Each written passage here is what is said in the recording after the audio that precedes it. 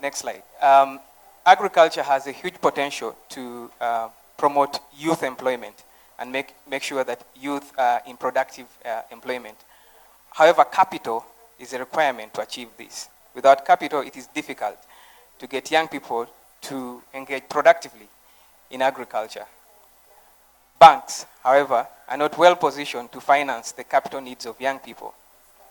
One, because they do not have credit history, they don't have collateral, they don't have guarantors. The majority of young people in Uganda and in most parts of Africa will access funds or capital from non-bank financial institutions. In sub-Saharan Africa, these are mostly described as SACCOs, savings and credit cooperatives. And they are great because they are local, but they also provide youth-friendly services. But they are not without challenges. SACCOs have a lot of challenges. They operate manually, using paper. They don't have automated systems. And so they are at risk of mismanagement and fraud and inefficiencies. We believe that by building the capacity of SACCOs to finance the capital needs of young people, we will be able to encourage young people to participate productively in agriculture.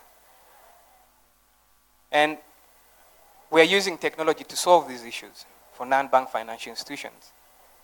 So our platform, Mobis, is a cloud-based automation software for SACCOs that automates how they manage data and information, improves efficiency and data management. We have built it in a way that it meets the highest level banking standards, but it's also really custom designed to meet the needs of these institutions. And we've also designed a pricing structure that's flexible and makes it easy for them to pay for the service. But we've gone a level ahead. We've integrated other interesting innovations, like mobile money. So now youth that access services from these institutions can be able to use a basic mobile phone to access a whole suite of financial services. They can deposit, they can save, they can withdraw, they can apply for a loan, and also they will receive SMSs on every financial transaction that happens with their account. And in doing this, we've made it easy for institutions like this to easily reach markets or people that they would otherwise have no access to. In the last 2 years, we've reached 68 institutions in Uganda alone, working with over 500,000 farmers. 30% of these, from our statistics and analysis, are under 30. We are managing a float of $20 million portfolio through our system. And this money finances youth in agriculture. And we believe that technologies like this can play such a crucial role in improving the delivery of financial services to young people that have no access to these services from banks. And by doing that, we will be able to finance young people and encourage them to participate productively in agriculture. Get in touch with us.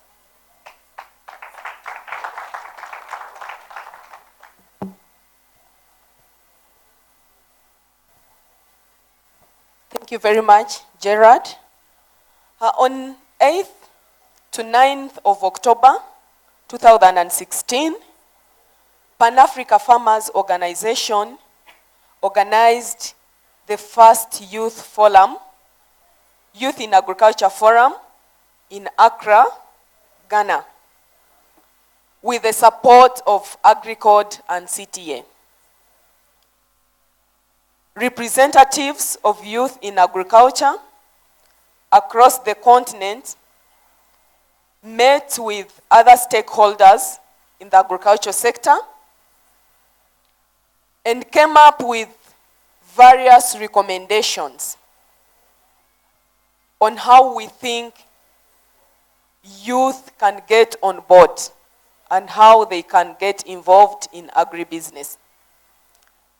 Rovina, you were part of this forum, and we know you came up with good recommendations that can move the agriculture sector forward. Present to the audience the recommendations of the Youth Forum. Thank you.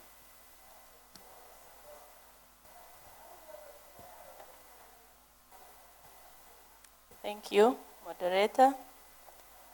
My name is Lovin Kovsinje, not Lovina as she pronounces it.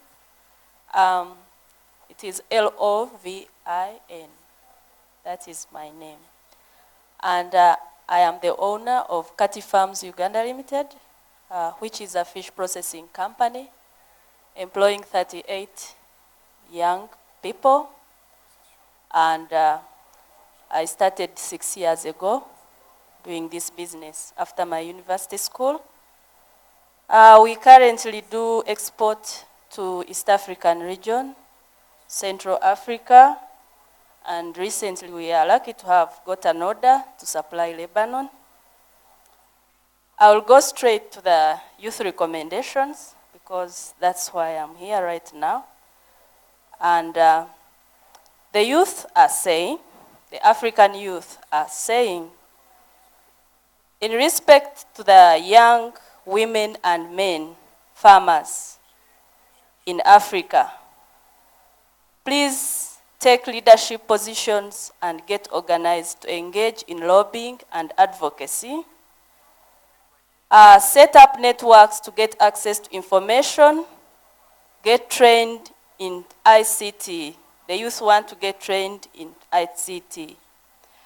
Learn from successful case stories in the agriculture sector, and they also say they need to get trained on negotiation skills, development, management of writing bankable proposals. The youth also want to invest in local products for better quality and their presentation and packaging for value addition. Number 2, the youth say, in respect to farmer organizations, the youth farmers are saying the farmer organization should update their membership database through ICTs to monitor the number of young female and male members. Insert young women and men in development positions or in leadership positions. Introduce youth colleagues in farmer organization networks at national, regional, and continental level. Create and facilitate youth spaces for dialogue and exchange. Institutionalize strategies for youth with specific action plans. Strengthen young women and men farm capacities through mentoring, training, and exchanges. Capitalize successful cases for using smart agriculture and renewable energy to demonstrate the possibility of mitigating the climate change effects, and encourage youth to invest in agriculture. Strengthen the need capacities of youth to access government funds. And number 3, the youth are speaking to policymakers like governments, and they are saying, please honor their commitments, especially in like the Maputo and Marebo declarations for agriculture, agribusiness, and youth initiatives. Ensure the implementation of the law related to youth integration and job creation. Ensure that policies and trade agreements encourage strong and sustainable investments between young agripreneurs, I think. Allocate appropriate budgets for the financing of agriculture, agribusiness, and rural development. Prioritize young women and men farmers in agriculture programs. Involve farmer organizations in negotiating economic partnership agreements in order to ensure the protection of local and regional markets. And facilitate the integration, free movement of persons and goods. And number 4, this is to you, the financial partners, financial and technical partners. The young farmers of Africa say that you should align with the national and regional policies and priorities. Take into account the specificities of young women and men, involve young women and men in the conception, implementation, and monitoring and evaluation of programs and projects, support farmer organizations and youth structures to implement their strategies, establish an agribusiness fund for youth, identify and strengthen incubation centers. And while I was in this event, I added one recommendation without their consent. Please let the youth voice be heard in the main events. We don't want now, we are giving these recommendations. This is an Africa voice, and we are only speaking to less than 100 delegates. I think this is very unfair, and we should have spoken to the president himself. We should have passed these recommendations directly to the ministers and the parliamentarians. Thank you very much.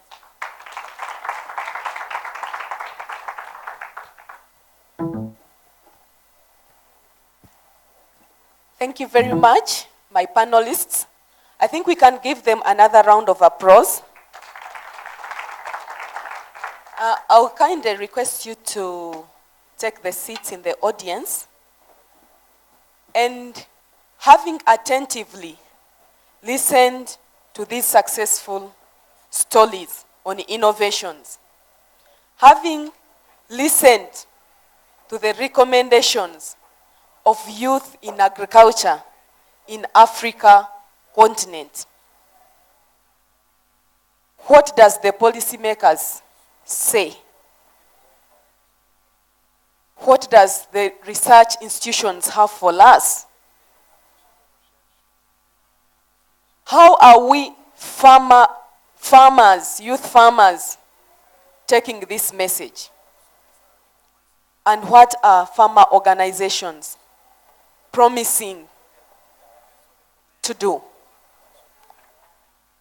I now take the honor to invite multi-stakeholders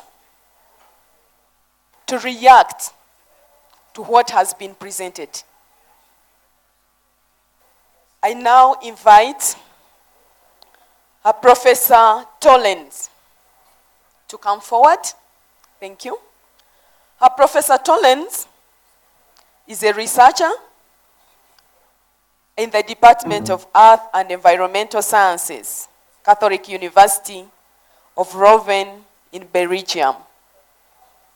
He's also the president of CTA. Allow me also invite Dr. Theo Dijaga. Is the president of South Africa Confederation of Agricultural Unions and the president of Pan-Africa Farmers Organization. I'm not very sure if we have Honorable William Betty from the Agriculture Ministry in Kenya, or if we have any representative of the Agriculture Ministry in Kenya. If you're around, I request you come forward. Do we have a representative from Africa Development Bank in the audience? We were expecting Dr. Umal, the Chief Regional Agriculture Coordinator, African Development Bank. If you are around, I kindly request you to come forward. Ms. Cynthia McKenna.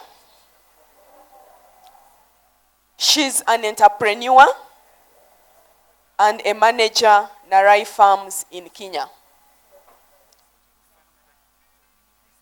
Allow me also invite Mr. Christian Rabagen. Is a Director General for International Cooperation at Ministry of Foreign Affairs in Netherlands. Thank you very much, my panelists. Now, having listened to what these people presented, having listened to the recommendations of the youth in agriculture, Professor Tollens, from the research point of view, how do you think these needs, the youth in agriculture needs, can be best addressed? Thank you. Well, let me first, Chair, let me first of all say, I was wondering when I was sitting there, why do these fantastic success stories we have heard never appear in our newspapers in Europe? Usually when it's about Africa, it's something bad, something, corruption or whatever disaster, drought, I don't know. But those fantastic success stories, which we even don't have in our own agriculture in Europe. I mean, this is fantastic. And it should also be included in the curricula at universities, that those fantastic things are happening. This is high tech, basically. This is, using ICTs, using modern communication technologies in agriculture. It's happening in Africa. Well, but I have to answer the question. The question you asked, Chairperson, is, well, first of all, agriculture research. There are so many technologies that exist, good technologies developed in the lab, developed in the research stations. We call them on the shelf. They are there, but they are not applied. Because technologies to be useful, they must be tested in the field. They must be tested by farmers, on-farm research. On-farm research is in fact much more important than on-station research. And we know that for technology development, you have to go to the farmers as soon as possible. Don't wait. Go straight to the farmer and he will tell you if it is works or it is not. Now, about the young farmers, youth entrepreneurs, most of the research today in Africa is through what is called innovation platforms. It's basically a multi-stakeholder dialogue of all the people in a particular value chain. You bring all the stakeholders together in a value chain, you discuss where are the problems. And then you address the problems in that multi-stakeholder platform and working in an innovation platform. Well, that's where the young youth entrepreneurs should come in to test the technologies. Youth people are very keen on testing technologies, so they should be involved in those innovation platforms. You have them all over Africa. They are promoted by FARA, the Forum of Agricultural Research in Africa. They are promoted by CORAF, West Africa, Central Africa. They are promoted by ASARECA here in Eastern Africa. They are promoted by CARDESA in Southern Africa. So this is the new approach to agriculture. It's basically working through multi-stakeholder platforms, innovation platforms. And this is how you get technologies to the farmer. And outscaling. Outscaling is the biggest, is the big challenge. We have so many technologies that work on a small local scale. But how do you scale them out? How instead of reaching 500 farmers, what do you need to do to reach 500,000 farmers? I mean, that's the challenge we have. We have so many technologies that are there that work, and they're not used by the majority of the farmers. And we have to ask why. And I think the young farmers is a privileged group to work with because they know the modern technologies, they know ICTs, and I think they are keen to experiment. Because most farmers, we know, they do experiments on their own. Even farmers that are illiterate, they experiment. They do trials of the same. This is what is called farmers' knowledge. This is the valorization of the farmers' own knowledge. They do experiments. So in terms of agricultural research, include the youth from the beginning and include them in the innovation platforms and make sure they test technologies. And when they are good, they will tell you and they will apply them. Thank you. Thank you very much, Professor Torrens. And now to Dr. Theo. You're the president of Pan-Africa Farmers Organization. And this is a forum of 5 regional farmer organizations across Africa, meaning you represent everyone on the continent. Having listened to these successful stories, having had the recommendations, what plans do you have to make sure that these successful stories and recommendations can be implemented? And how do we make sure that we scale up this to bring more youth in agriculture? Tell the audience. Thank you. Those of you who come from the agricultural environment in Africa will very well know how much I love it to work with the youth. So I'm going to answer you by telling a little story, especially for the youngsters.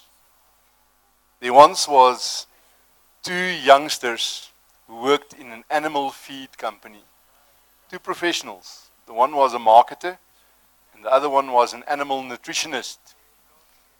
And they were very strong, up and coming in the management structures, but they felt that they were not properly appreciated in this company.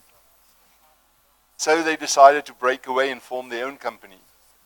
The marketer designed the best possible package for chicken feed, and he negotiated with the agri-businesses to sell it from a certain level, eye height, from the shelves. And he branded it and advertised on television, on agricultural radio, all over. The nutritionist designed the best possible animal feed for chickens. All the microelements were there. And they hit the market like a bomb. And they sold out in 2 days. A wonderful success story. The crisis was, the chickens would not eat it. So when we talk about what the youth want, make sure you listen to them. Me, all respect, Professor Tollen, we have come a long way to get where we are. We have a world of experience. But the future does not belong to us. It belongs to these youngsters. And we must make way for them to make their own mistakes, to experiment, to design their own future by the choices they make, and just create an environment that is conducive for experimenting, to play with the technologies of which we only dream of, and even those of which we do not know today. The fact is that the world of tomorrow will look so much different from the world of today and the one we come from, the world of yesterday, that the most important part is that they themselves must embrace it. The one thing we can pass on to you is different from all other sectors. In agriculture, you only make it if you have these two attributes. You must have hope and faith. Even if you have nothing else, in agriculture, you'll never be successful if you do not have hope and faith. Because we can plant the seeds, we cannot make them germinate. We must hope and believe they will. You must work with your fingers in the soil. And there's no fertilizer better than the tracks of your own feet over your land. Thank you. Thank you very much, Dr. Theo, for these wise words. You can plant a seed, but you cannot force it to germinate. I think it carries a lot of message. Now to Miss Cynthia. A lot of issues has been presented. A lot of cases have been presented, and they prove to be working. Among the issues that have been presented, as a youth farmer, which one do you think is very central for you and your fellow youth to succeed in agriculture? Thank you. Thank you. Thank you very much.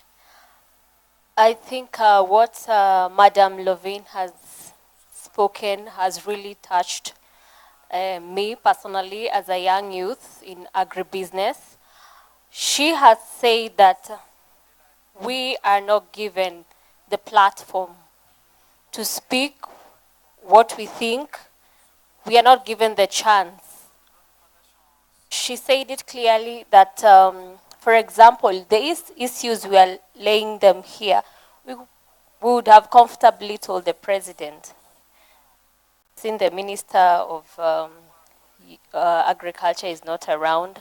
So we feel at times that we are not given the chance, the capacity to air out our issues. So generally, I think we need our voices to be heard loudly, not silently. We only need our voices to be heard. And I think when we air out our problems out there,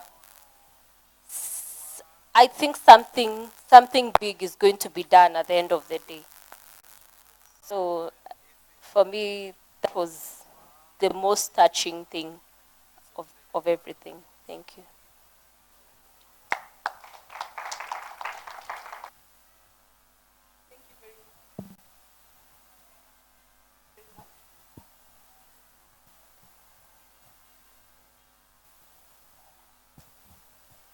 Thank you very much, Ms. Cynthia. Now to Mr. Christian. You're from the Foreign Affairs Ministry in Netherlands. From the policy perspective, why do you think this topic is important? Talking about youth in agriculture. Why do you think it is important? And again, what message do you have for us as young farmers? And from this forum, what take home are you going with? And what promising message are you giving us? I'm seeing some hands in the audience.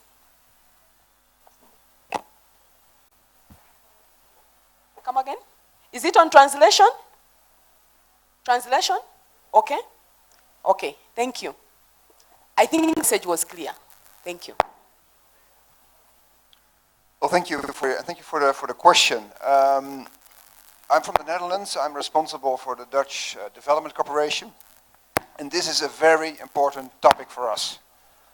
First of all, because in the Netherlands we are an agricultural country, and like in many countries here in Africa, I think the agricultural sector is the main economic sector in terms of where people work, where you have your earnings. And for the Netherlands, the same is true. We are the second agro exporter in the world, although we are a small country. So agriculture is important. The second thing is about we will have 9 billion people in 2050. Who's going to feed those people? It has to be farmers, men and women. So we have to invest, if you like it or not, in agriculture. And the third thing is, also in the Netherlands, it's an issue that young people leave agriculture. Many farmers do not have successors, and their daughters and their son, they just opt for other jobs. So we have to see how we can make this profession more attractive. I heard very good suggestions and suggestions which have been proven to be successful. I really like the idea of using innovations, showing that agriculture is an innovative sector. We've trying to do this in the Netherlands using ICT and smartphones, and I have to compliment Steve. I think it was with a great example of what you use, how you will use mobile phones. And I also really like the idea of a mentorship. I think that's something very concrete where you can, let's say, experienced farmers can support young farmers. Third thing I would like to mention is access to finance. I mean, it was mentioned by many. Especially though, I mean, if you're a subsistence farmer, you probably have access to the microfinance. But really, if you grow a bit, then you get in trouble to get access to finance. In the Netherlands, we started a fund which we call the Dutch Good Growth Fund. This is especially focusing on access for small and medium enterprises. We put 750 million euros in this to really increase the access to finance. My final point would be what we've seen in the Netherlands when you see agriculture grow and becoming even more attractive, it becomes more interesting for man. So when it's really, let's say, subsist, you see a lot of women active in this, but once you graduate, men step in, and which is itself is good, because you need young people and men also to step in. But we have to make sure that also when you grow and when you have success, women have equal access to agricultural opportunities and men. That's what I want to say. Thank you very much, Mr. Christian. And now to the audience. Of course, you are very attentive. And I know there is a lot you've learned from the discussions. I now take the honor to invite the audience to discussions and questions and what you think we need to do better. How are we doing it now? And how do you think we can improve it? Because we want to enter into business, not doing business the usual way we've been doing it. I would request that you be very brief, because we have little time and I know there are a lot of questions. I'll be taking 3 questions at a go to the panelists and to the presenters. Number 1, number 2, the lady in front, and the lady at the back in green and red. The rest, wait for the second round. Thank you. Can I have someone to move the mic? Okay. Good afternoon. My name is Sabina Lelemoyog, and I'm a social entrepreneur dealing with agribusiness. And my question is, as all of you can see, I come from a pastoral community. And the pastoral community has been thought that the only source of livelihood is pastoralism. And they have to have an alternative source of livelihood, because this pastoralism will not be there forever. So, and the place we come from is dry land. But that does not mean we cannot practice agriculture. There are many other ways that farmers from that place can be enabled to make sure that it's only not pastoralism they depend on, but also agriculture. So what is the government doing, or the organizations doing, to make sure that those people that want to do agriculture from the dry parts of everywhere, not only in Kenya, all over the world, the dry parts of Kenya and all over the world are enabled to continue and practice agriculture? Thank you. Thank you very much. Second question.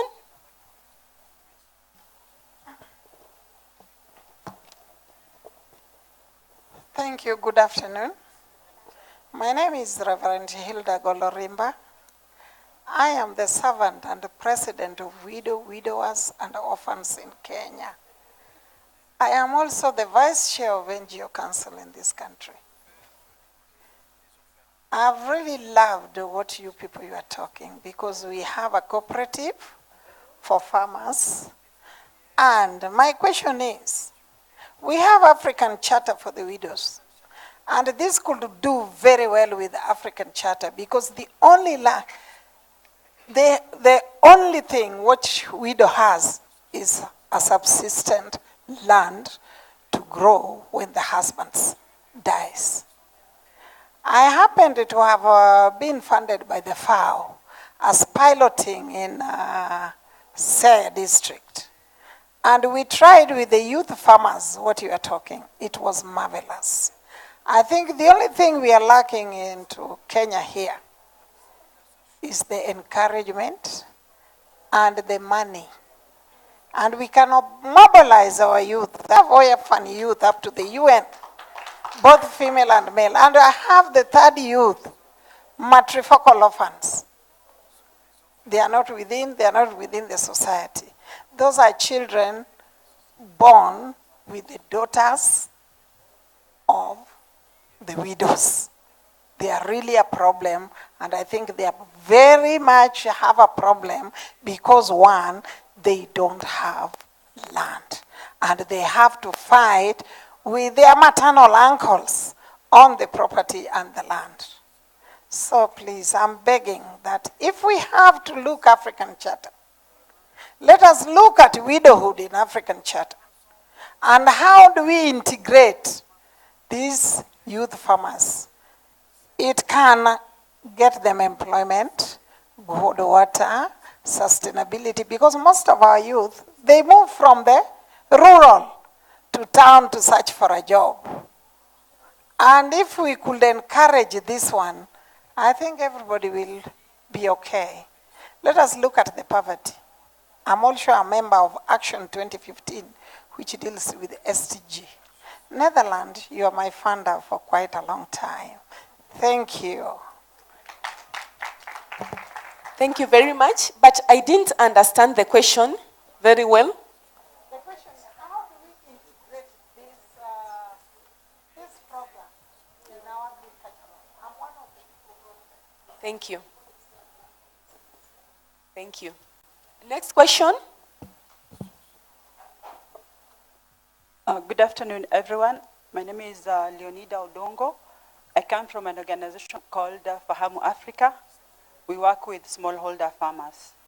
My question goes to the President, Pan-African organization, Pan-African Farmers Organization. One is on the issue of access. Young people are being excluded. Voices of young people have been excluded. As the President of all farmers in the African continent, what mechanisms are you going to put in place to ensure that they are actually included in these processes? And my other question, my other issue or concern is on extractive industry. Like for instance, what is happening in Kenya is that new minerals are being discovered and families are being evicted. So what is the place of young people when you talk about extractive industry? Thank you.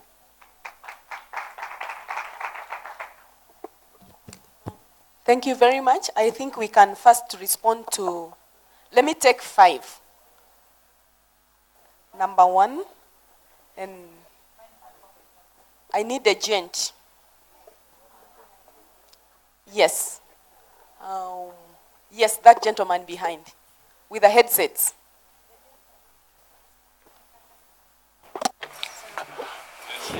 Yes, thank you very much to the ladies and to the ladies who are here who have spoken to us. I'd like to ask some things about something that I've been saying, but a contribution, it's just a comment really. A lot of things have been brought up, and I'd like to talk about some key things. Today I'd like to young people understand something. We talk about youth who are interested in looking for fortune in the other side, on the other side of the Atlantic. And I'd like to say that we have the land, we have a lot of wealth in Africa, and I think that the politicians, and I thank however the one who organized the forum that happened in Accra, where we spoke about a lot of things and we had a lot of recommendations. So I think that we should support the youth, not just financially, but have projects that can create employment for youth in Africa. This is important because a project that creates employment stops these young people who go out of Africa. And this then means that agriculture has a big role to play in Africa. And we have an energy deficit as well.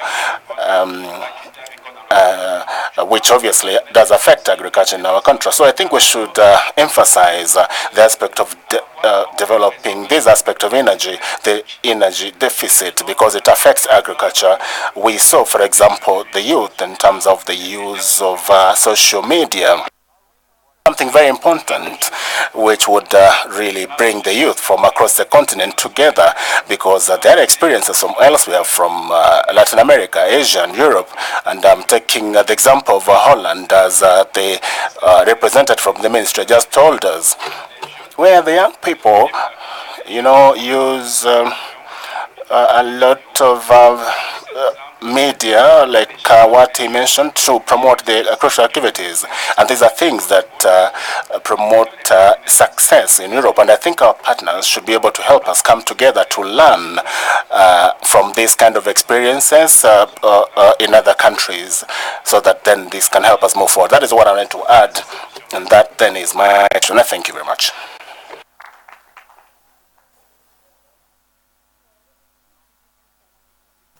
Thank you very much. Madam in front.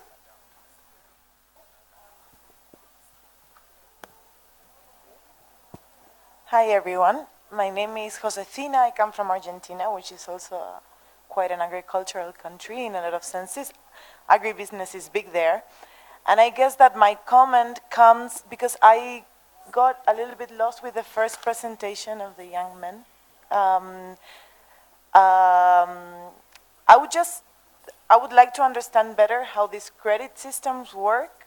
As a young person working with young people, I think we should always keep an eye on what type of credit we're being offered, which can also be a complication in the end if there is not the enough education and structure in order for young people to be able to give back that money.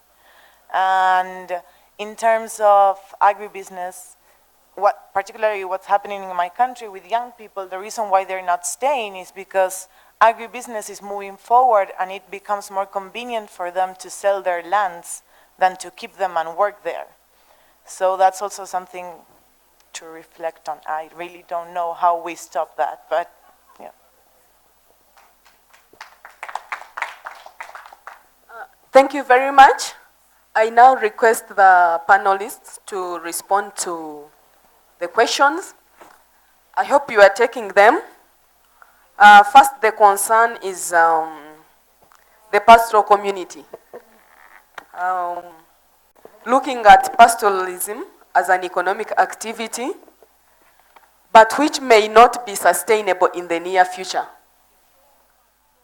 But because of the culture, because of pastoralists being from culturally being from dry areas, as government and farmer organizations, what plans do you have for these groups or these people to facilitate agriculture in their regions?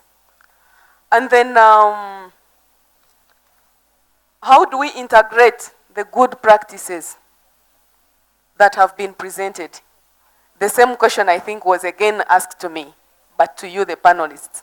I think she needs more clarity on how we can integrate these practices. And to PAFO, most of these voices of young farmers are not heard. They don't have any platform. So what plans and mechanisms do you have in place to make sure that now that the recommendations are there, that their voices are going to be heard? What is the mechanism? And youth are vulnerable to evictions. So how do we make sure that they are protected, especially in the extractive industry, developing or evolving areas? And the last question, I hope one of the panelists got it clear. You should be able to respond. And from my Cameroon friend, it was a comment, thank you. From my Cameroon friend, Mr. Christian, you understand French. I got the translation late, so I hope you got it. You can also respond to that question. Thank you. Now I invite, okay, Prof, you can respond first. Thank you. Well, on pastoralism and livestock in dry areas, I mean, Kenya is fortunate to have the ILRI here, the International Livestock Research Institute. They have done a lot of research on livestock keeping in the dry areas. So one solution to drought and lack of fodder is what is called index-based livestock insurance. You have it here in Kenya. This is a partnership with insurance companies. And for a small fee, livestock keepers, pastoralists can insure their cattle herd against unexpected droughts. and it has been tested. It's already here in Kenya, it's in Ethiopia, it's in Kenya. So that's one of the means to overcome drought is, ensure your cattle herd. The second point is, of course, that because we know pastoralist, you need a lot of land, a lot of pasture for your animals, sometimes one animal per 20, 30 hectares. So you cannot avoid some form of intensification. I mean, growing some fodder on land during the short wet season, you have to intensify in some way, because this very extensive way of cattle keeping in the future, in the medium to long term, I think will have to do with a little bit less land. So you have to intensify and look for some fodder production of your own, so that when grazing land is short, you can supplement your cattle with some fodder. So intensification of pastoral agriculture is also one of the pathways out of, the problems you have. I mean, I cannot see any other solution. And that's what ILRI has done up. ILRI in partnership with the Kenyan Agricultural and Livestock Research Institute, Calderwood. They have come up with very good solutions, I think. Thank you.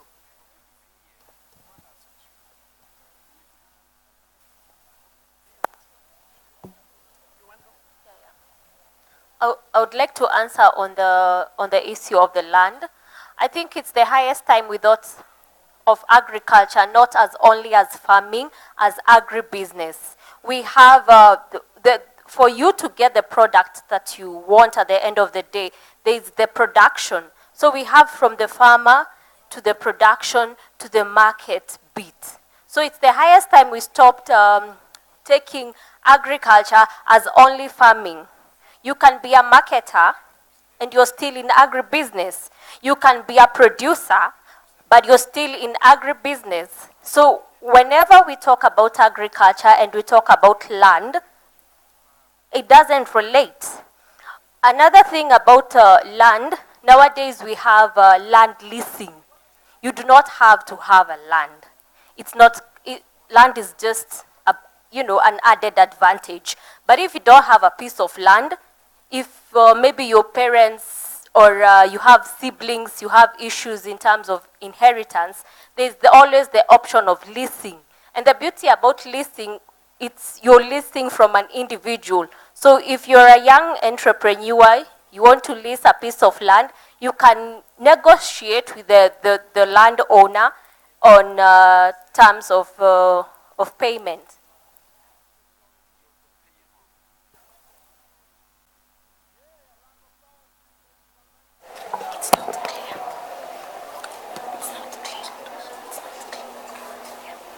Sorry about that. So one thing I would like us to have it clear, wherever we are talking about agriculture, let us not specify on farming. Number two, let us show our farmers you do not have to own a piece of land. There is leasing, so you can lease a piece of land. So every time you talk about agriculture and then you talk about having a piece of land, you complicate matters, and that is why youth shy off. Because number one, you have blocked them out. Number two, you have blocked them out because they do, not all of us know how to dig shambas, but there is someone who knows how to market your product. There's someone who knows how to value add your tomatoes to a tomato paste. So I was just commenting on the issue of land. Thank you. Thank you, Ms. Cynthia. Now, Dr. Theo, you can respond.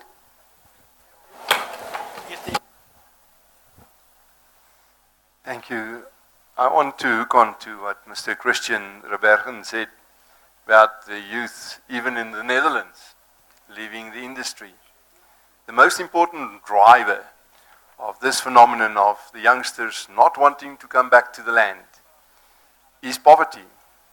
They associate it with a breaking back of their mothers, bending over a handle for nothing. You know, if you say, Mr. Rebergen, that we must make agriculture more attractive, let me tell you, there is nothing as attractive, there is nothing as sexy as profits. We must get this industry profitable in Africa, then the youngsters will flock there. And to do that, we must train them on the business part of agriculture.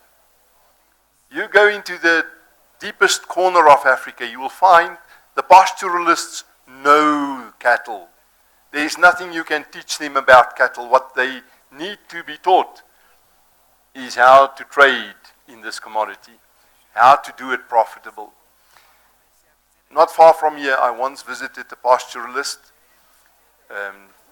He roams across the border of Kenya and Tanzania. This guy owns 3,000 head of cattle. He's a multi-millionaire. But he calls himself a poor peasant. And when I asked him how many did he sell over the last 2 years, his reply was, I'm not in the business of selling my cattle. They are like my children. And so how many did you slaughter? He said 6. 2 for a funeral and 4 for a wedding. I said to him, but they are so beautiful, these cattle. They are so tamed, you can walk through them and you can touch any one of them. I said to him, I noticed that more than half of all these cattle are bulls. Why do you keep so many bulls? You should have only about 300 bulls. The rest should be female. Then you can sell 2,500 every year. He said, no. Go away. I'm not in this business.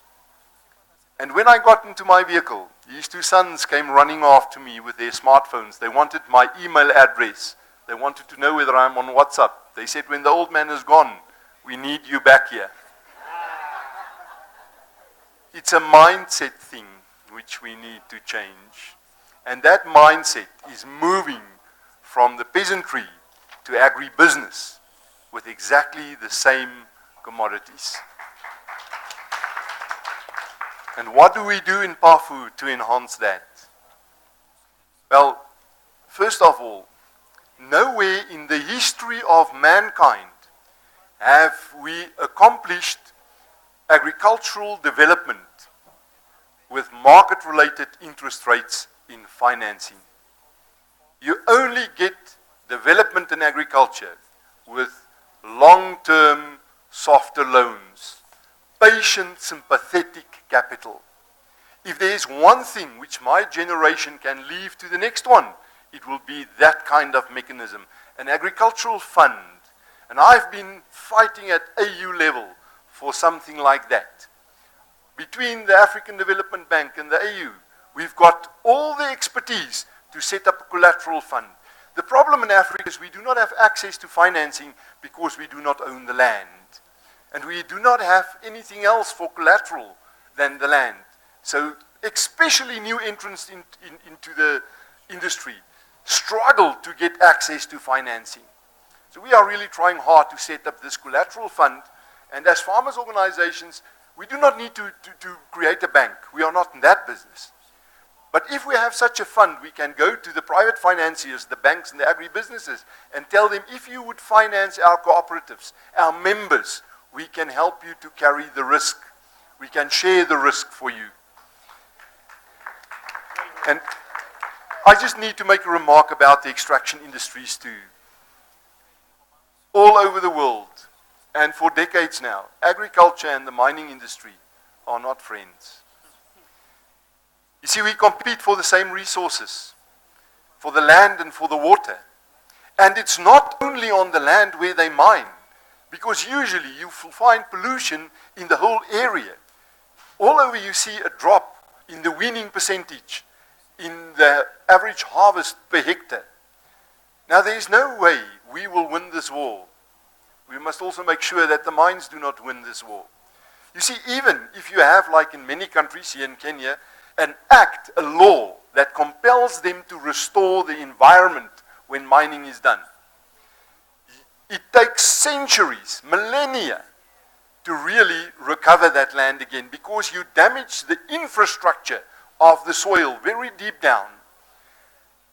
We need to get to a kind of an agreement between ourselves, that business, the mining sector, and governments, recognizing that the mining industry have got the capacity to create more concentrated wealth, but over a much shorter space of time. Agriculture creates the same kind of wealth over much longer time, much more sustainable. In 200 years from now, you can still do that kind of agriculture when the mine is done and gone. So the choice is between the concentrated wealth or the sustainability over a longer term. And us as farmers, have not shown enough activism to lobby our government and to influence policy in this regard. We are not vocal enough about it.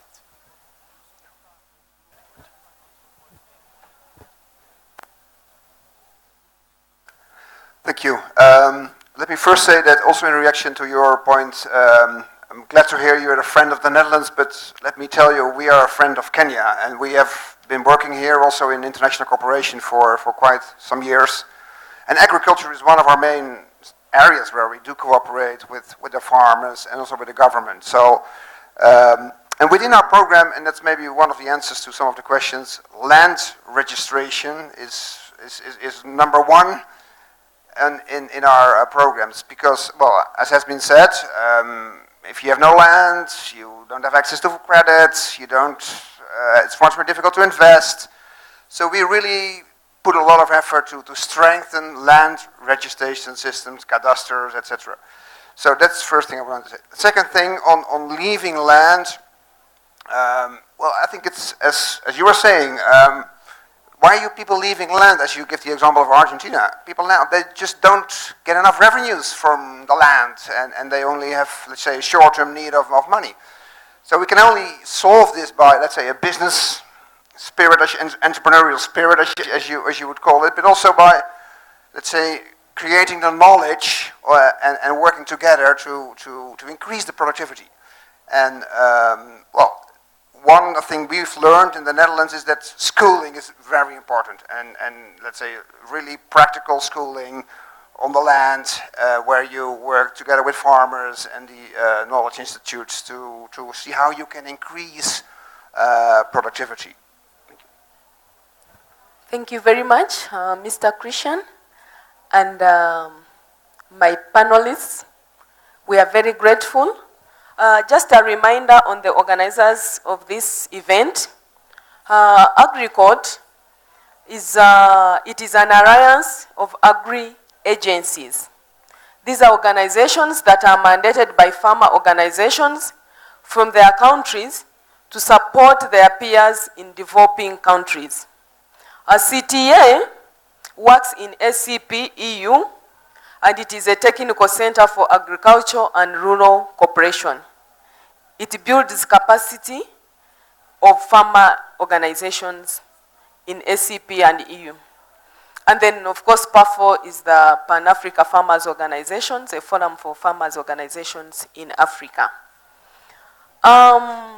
Just to mention that the side event's main conclusions and next steps document will be soon available on the website of GPEDC and agencies. And then the documents on this function, on this forum, are available on that table. And for further questions, you can meet any of these panelists or Madame Estelle Garot from AgriCode. If you have any issues on farmer organizations and capacity building support, then they can be addressed to Ms. Esteri. I'm sorry, I cannot take on any questions because of time, but these are key take-home messages. One, from these discussions, I've understood that farmers' organizations share risks for us. So we really need to embrace and support them. There is need for change of mindset. And we need to have innovations and initiatives that are targeting agribusiness, data and information, especially on agriculture and extension services, financing, scaling up technologies, And the importance of north to south partnerships. Let's build and exploit the partnerships available. We have Agricod on board, CTA, PAFO. Let's exploit these partnerships. The issue of irrigation needs to be taken seriously for people who are staying in dry lands to be able to get involved in agriculture or in crop farming. Then giving youth in agriculture space to be able to influence policies at different levels. We also need policies on land protection rights and the entire agriculture sector in totality. Thank you very much. You've been a very good audience. I wish you the best of luck.